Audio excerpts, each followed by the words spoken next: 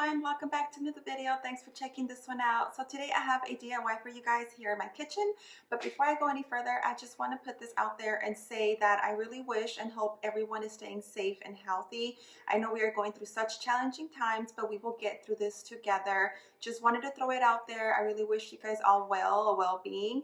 So let's go ahead and jump into this DIY. Enough of this virus. It's already everywhere as it is. So today what I'm doing, I am going to be adding these tiles, and these are just some peel-on, stick-on tiles into my kitchen cabinets. I'll show you guys what I've been using and why I'm switching these out, because what I was using was getting just really annoying. Okay, so this is what I've been using, and I purchased these from Target. This is a, it's just a little rubber mat that you put on here. It's working great in here, but down here where I have all my pots, it was just, I think because I dragged my pots out, it was just coming off. It was all over the place. It was just so annoying. So then what I did is I found another one at Target that's like, it comes like in a roll, and it's a paper, and it has like some type of adhesive underneath that sticks onto your cabinet. But that was kind of getting bubbly all over the place as I was dragging and moving my pots back and forth. So I wasn't liking it at all. So I found these at Home Depot, and they come in different colors, different patterns. I really like this one. I thought it really looked different from everything else, and I loved how it kind of matched my floors. So all you need is the tiles. You need a blade, and then you need an L ruler. This is what I'm using.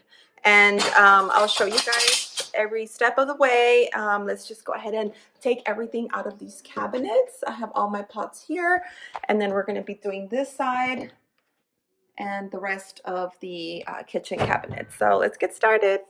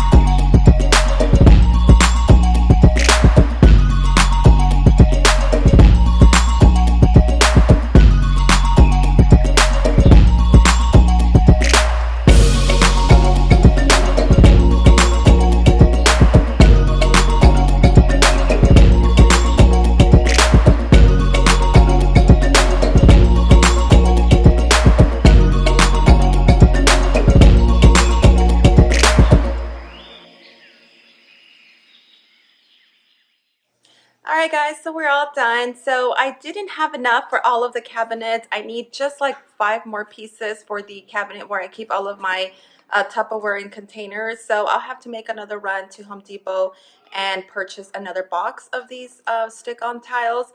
And Home Depot is where I purchased them. I don't know if I mentioned that at the beginning, but as I was digging and cleaning out my cabinets, I found an extra row of what I had used previously to this here. So these little mat rolls is what I had purchased at Target. So no more of this because this is very flimsy.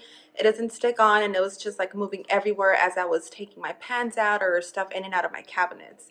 And then I decided to go with this, and this has an adhesive on the opposite side.